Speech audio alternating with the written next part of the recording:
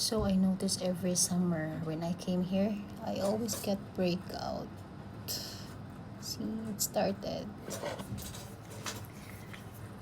So yeah, it's almost done. It's from Theater, the toner, milk toner. Pansin ko lang dito sa Theater, ang bilis niya maubos. As in, parang kailan ko lang ito binuksan. Wala pang 2 weeks. Basta siya kagad.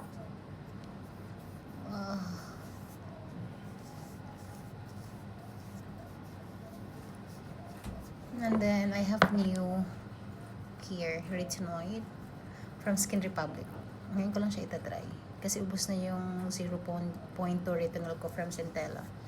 Susubukan ko to kung maganda.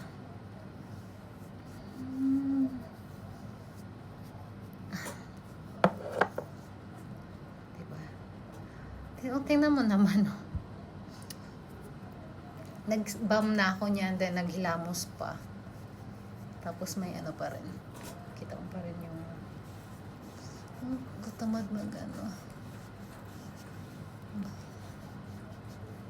Sana di siya kumalat. Kasi last year talaga, oh my god, dito talaga, tad-tad siya. Kaya kabado 20 na naman ako. Yung lagi ka namang nag-iingat sa mukha mo. Lagi ka nag-skincare, pero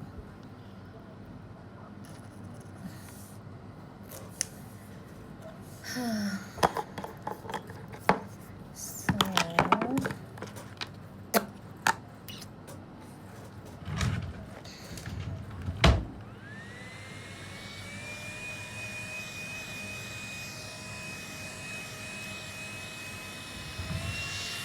just meron din akong bagong susubukan dito.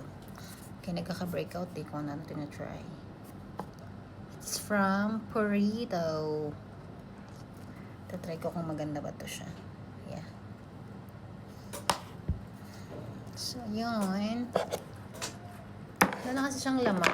Ay, see. Naubos ko na yung retinol ko na 0.2. Wala pang 2 months. Naubos na siya kagad. Lapad kasi ng pisngi ko. So, ito tatry natin.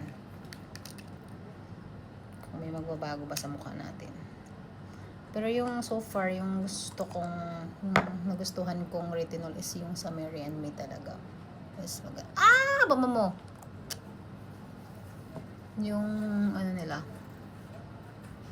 yung 0.1 nila with back. Yung Sika. Diba? Dami kong nalagay.